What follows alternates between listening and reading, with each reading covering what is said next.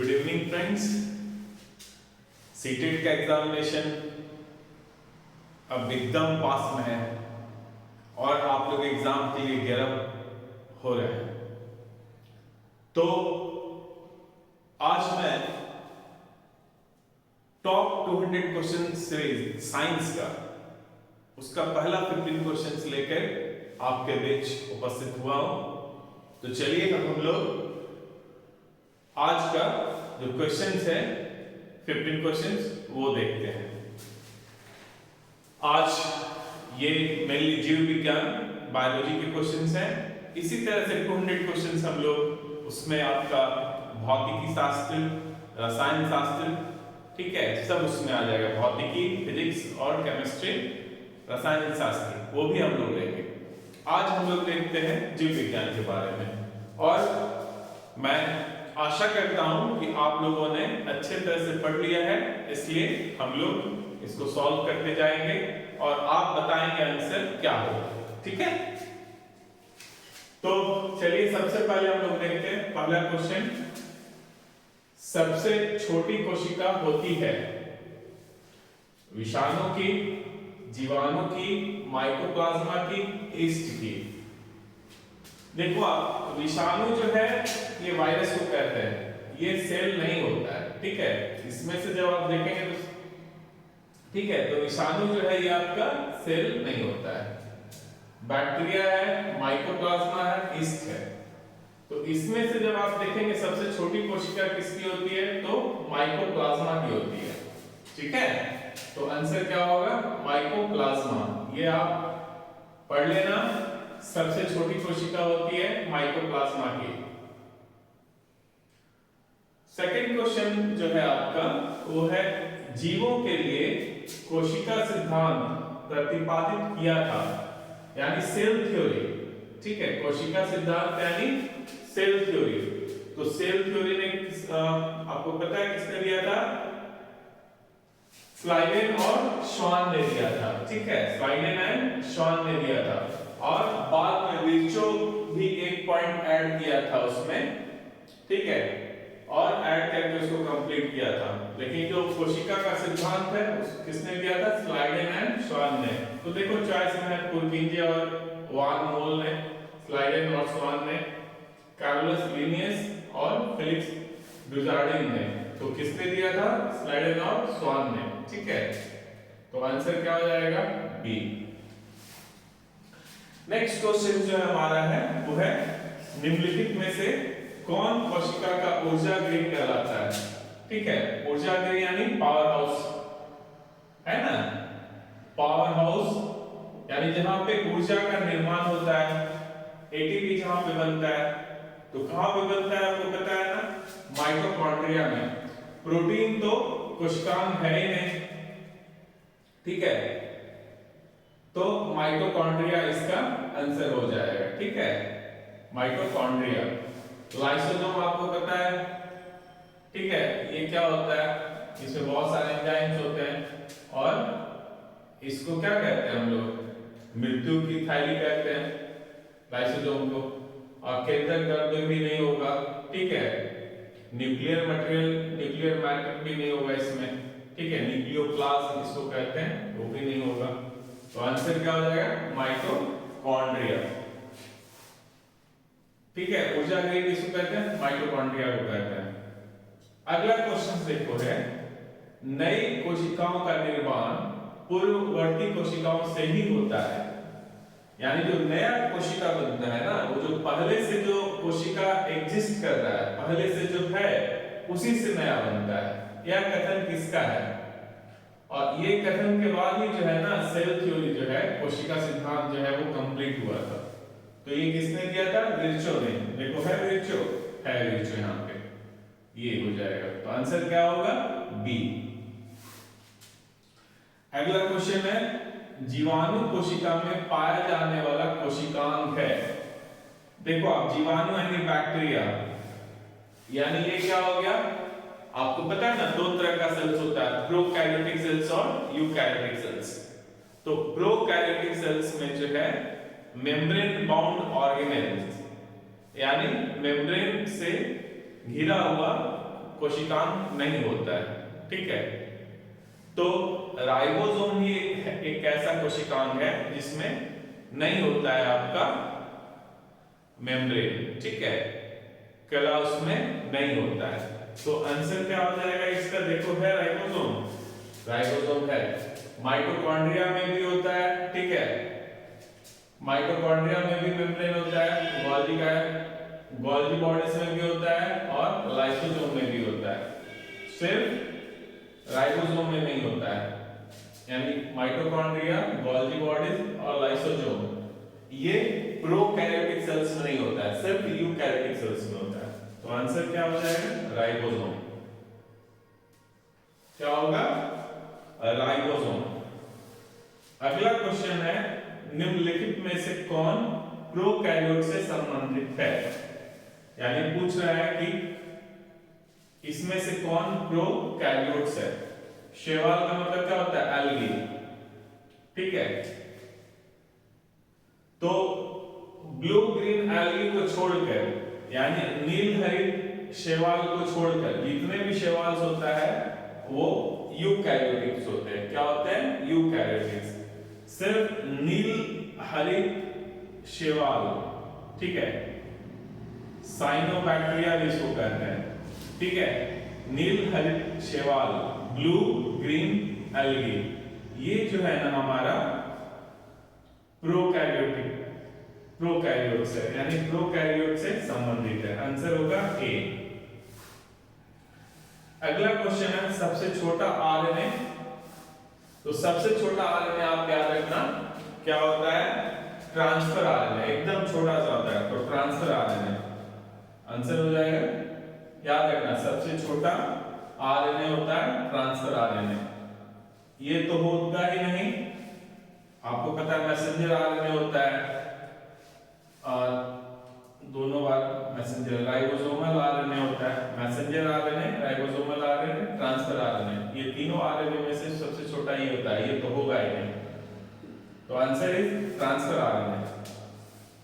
वृत्तीय डीएनए पाया जाता है। वृत्तीय का मतलब क्या होगा, सर्कुलर, ठीक है, गोल डीएनए किसमें पाया जाता है।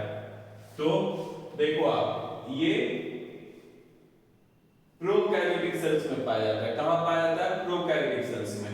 और यूकैरियोटिक सेल्स के कुछ कोशिकांग हैं, कुछ सेल ऑर्गेनेल है जिसमें पाया जाता है, जैसे आपका माइटोकॉन्ड्रिया में पाया जाता है और क्लोरोप्लास्ट में पाया जाता है, ठीक है। तो देखो यहाँ पे ई कोलाई, हाँ इसमें पाया जाता है, हरित लवक इसमें भी पाया जाता है, माइटोकॉन्ड्रिया इसमें भी पाया जाता है, यानी वृत्तीय डीएनए पाया जाता है इन सभी में। तो आंसर हो जाएगा इन सभी में। नेक्स्ट है, ऑक्सीजोम मिलते हैं। जब आप स्ट्रक्चर देखोगे ना माइटोकॉन्ड्रिया का, ठीक है, माइटोकॉन्ड्रिया का स्ट्रक्चर जब आप देखोगे तो अंदर में जो है ना इस तरह से कुछ बॉडीज होते हैं, इसी को ऑक्सीजोम्स कहते हैं, ठीक है। तो ऑक्सीजोम्स कहां मिलता है, माइटोकॉन्ड्रिया में, ये सब में नहीं मिलता है, ठीक है। आंसर हो जाएगा इसका माइटोकॉन्ड्रिया। ऑक्सीजोम्स मिलते हैं माइटोकॉन्ड्रिया में, आंसर इज माइटोकॉन्ड्रिया। अब हम लोग 10 क्वेश्चंस देखेंगे।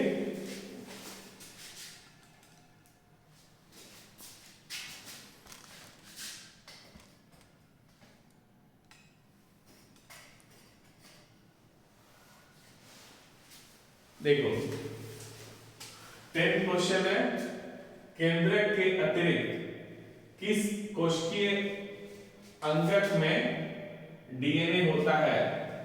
यानी न्यूक्लियस के अलावा कौन से सेल ऑर्गेनेल में डीएनए होता है। तो अभी अभी आप देख रहे थे कहां होता है, हरित लवक में और माइटोकॉन्ड्रिया में। न्यूक्लियस के अंदर में डीएनए होता है, उसके अलावा कहां होता है, एक होता है माइटोकॉन्ड्रिया में और दूसरा होता है क्लोरोप्लास्ट में, यानी हरित लवक में, ठीक है। तो देखो है यहाँ पे राइबोसोम में नहीं होता है, गोल्गी कॉम्प्लेक्स में भी नहीं होता है, माइटोकॉन्ड्रिया है, तो आंसर हो जाएगा माइटोकॉन्ड्रिया। याद रखना, ठीक है। डीएनए जो है यूकैरियोटिक सेल्स में कहां कहाँ होता है? एक केंद्रक में होता है यानी न्यूक्लियस में होता है, दूसरा माइटोकॉन्ड्रिया में होता है और तीसरा हरितलक में होता है, ठीक है, यानी क्लोरोप्लास्ट में होता है। नेक्स्ट क्वेश्चन, नीचे दिए गए युगलों में से कौन सा युगल लक्षणों की आनुवंशिकता से संबंधित है? ठीक है, यानी इनहेरिटेंस से संबंधित है, ठीक है। तो इससे कौन रहता है? डीएनए यानी क्रोमोसोम होता है और जीन होता है। क्रोमोसोम यानी गुणसूत्र तथा जीन, क्रोमोसोम तथा माइटोकॉन्ड्रिया। आनुवंशिकता में जो है ना ये रहता है, ठीक है, क्रोमोसोम तथा जीन, ये सब नहीं होगा। कोशिका झिल्ली तथा कोशिका भित्ति, कोशिका झिल्ली तथा क्लोरोप्लास्ट ये नहीं होगा। आंसर क्या हो जाएगा? क्रोमोसोम तथा जीन। इसी से कैरेक्टर जो है ना, इसी के द्वारा जो है पेरेंट से ऑफस्प्रिंग में यानी माँ बाप से बच्चों में जो गुण पास होता है वो कौन पास करता है? गुणसूत्र। और गुणसूत्र के ऊपर में कौन बैठा रहता है? जीन। तो गुणसूत्र और जीन इसका सही आंसर होगा, ठीक है। नेक्स्ट, सेल्यूलोज बना होता है। सेल्यूलोज प्लांट जब आप देखोगे तो उसका सेल वॉल सेल्यूलोज का बना होता है, ठीक है। तो ये कार्बोहाइड्रेट है सेल्यूलोज, तो सेल्यूलोज किस चीज का बना हुआ होगा? ग्लूकोज का बना हुआ होगा। आपको पता है ना, ग्लूकोज जो है वो बेसिक यूनिट है कार्बोहाइड्रेट का, ठीक है। स्टार्च हो गया, ग्लाइकोजिन हो गया, सेल्यूलोज हो गया, सब किसका बना होता है? ग्लूकोज का। चलो देखते हैं ग्लूकोज इसमें। ढीली कोशिकाओं का, कोशिका का नहीं बना होता है। पॉलीकॉट का नहीं, टेरिकोट नहीं, ग्लूकोज का नाम। आंसर क्या हो जाएगा? ग्लूकोज। नेक्स्ट है, प्रोकैरियोटिक कोशिका की विशेषता है। देखो, प्रोकैरियोटिक भली प्रकार से संरचित केंद्रक, ये गलत है। यूकैरियोट, देखो प्रोकैरियोटिक, प्रो का मतलब होता है एंशिएंट, प्रिमिटिव टाइप, ठीक है। तो अच्छे से जो संरचित होता है वो यूकैरियोटिक में होता है। किसमें होता है? यूकैरियोटिक में। हम लोगों के सेल में, प्लांट के सेल में। बैक्टीरिया का सेल जो है ना वो प्रिमिटिव टाइप का है, तो वहां पे बहुत अच्छा है, यानी जो न्यूक्लियस होता है वो न्यूक्लियर मेम्ब्रेन नहीं होता है, ठीक है। तो ये नहीं होगा। केंद्रीय झिल्ली की अनुपस्थिति,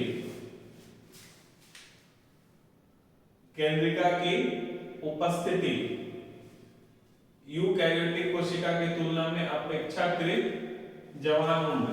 तो देखो, आप अभी हम बता रहे थे ना कि जो न्यूक्लियस होता है, जो केंद्रक होता है, उस पे झिल्ली नहीं होता है, मेम्ब्रेन नहीं होता है। तो क्या हो जाएगा?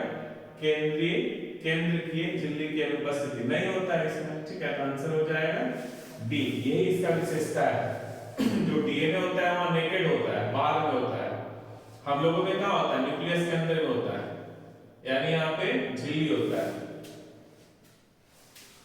अगला देखो क्या है, समसूत्री विभाजन में सबसे लंबी प्रावस्था है। आपने पढ़ा होगा, ठीक है, सेल डिवीजन, ठीक है। तो समसूत्री विभाजन में सबसे लंबा कौन सा चलता है? ठीक है, तो सेल डिवीजन में सबसे लंबा फेज प्रोफेज है। सबसे लंबा फेज कौन सा होता है? प्रोफेज होता है। देखो है प्रोफेज, पहला आंसर ही प्रोफेज है, तो आंसर हो जाएगा प्रोफेज ए।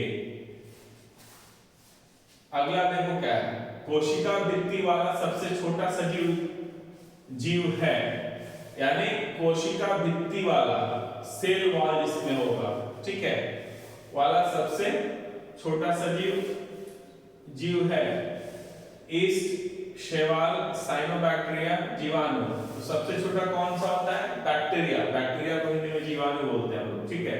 तो आंसर हो जाएगा जीवाणु। कोशिका भित्ति वाला सबसे छोटा सजीव जीव है जीवाणु, आंसर हो जाएगा जीवाणु। तो ये पहला 15 क्वेश्चंस था जो बायोलॉजी से आपका था, ठीक है। तो टॉप 200 क्वेश्चंस के सीरीज में पहला हमारा वीडियो ये है। फिर हम लोग जो है 200 क्वेश्चंस देखेंगे और आपके एग्जाम्स में वहां से क्वेश्चंस आने के पूरे संभावना होंगे। तो आप पूरे वीडियो को अच्छे से देखा कीजिए और समझा कीजिए। अब एकदम लास्ट आवर है, ठीक है। अब आप लोग को गेयर अप होना है, जो पढ़ा है सो पढ़ लिया है, अब थोड़ा प्रैक्टिस करना है क्वेश्चंस का और माइंड को, ठीक है, एग्जाम ओरिएंटेड बना लेना है, ठीक है। कि अब मुझे एग्जाम देना है और एकदम प्लानिंग अब हो जाना चाहिए कि हम इस तरह से पेपर सॉल्व करेंगे। कंप्यूटर पे, माउस पे, इन सब से आप फ्रेंडली हो जाइए, ठीक है, एकदम बिल्कुल फ्रेंडली हो जाइए, ताकि वहां पे कोई परेशानी का सामना एग्जामिनेशन हॉल में किसी भी तरह का परेशानी का सामना आपको नहीं करना पड़े, ठीक है। तो फिर मिलते हैं हम लोग नेक्स्ट वीडियो में। Thank you so much.